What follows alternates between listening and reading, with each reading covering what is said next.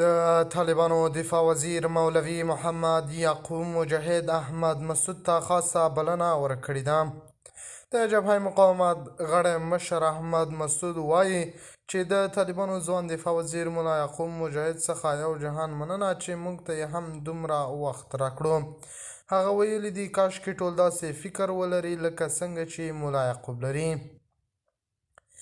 د خرابات ټي وي چینل درنو لیدونکو سلام، ستړي مشئ، وخت مو بخیر. هیله لرم چې جوړ او روغ به یې. په سر کې یادونه کوم که خرابات ټي وي چینل مو نه وي سبسکرایب کړی، په درنښت سره خرابات ټي وي چینل سبسکرایب کړئ. احمد مسعود وایي کاشکې ټول داسې فکر درلودلی. زموږ قندهاری مناسب په خبره سر خلاصیږي. نن د غرمې نه بعد مې 3 ناشنا مسیجونه واټساپ ته راغلي وه. د جوړتازه نه وروسته یې راته ځان معرفي کړی و چې زه ملا یعقوب د ملا محمد عمر اخندزوی د افغانستان منتخب دفاع وزیر یم. یعقوب مې واټساپ ته پیغامونه پرېښودي ول چې تاسې ولې جنګ ته بیا ځوانان هڅوئ، ولې جنګ ته بیا راځئ، ولې جوړ افغانستان ړنګوئ.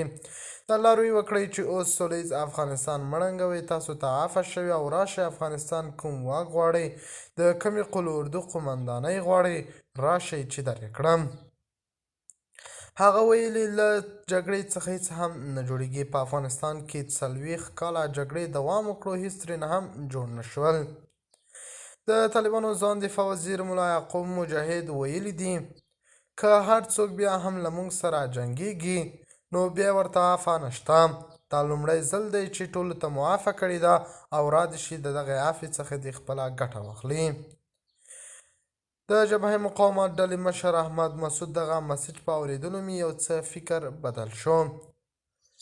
د خرابات ټي وي چینل درنو لیدونکو دا و زموږ ته د مهال چمتو کړی خبر. د نورو تازه خبرونو لپاره خرابات ټي وي چینل په درنښت سره سبسکرایب کړئ. د الله په امان، تر بیا خیر شارې.